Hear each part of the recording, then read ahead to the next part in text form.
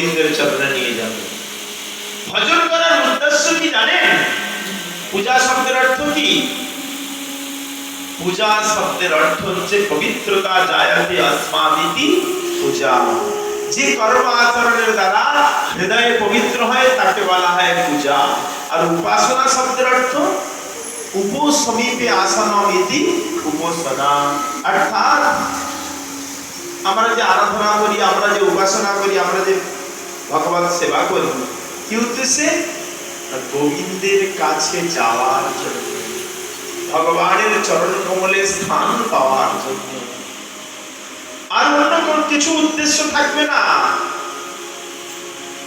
ভক্তির মূল উদ্দেশ্য হচ্ছে ভক্তিরেব ভক্তিরেবৈনব নয়তি। ভক্তি এমন এক সাধন, ও খেচে টেনে নিয়ে একদম গোবিন্দের চরণে পৌঁছাবে, এর নাম ভক্তি। আর ভক্তির দ্বারা কি করে? বিরাট পুরুষ ভগবান ভক্তির বশে বশীভূত হয়ে যায়।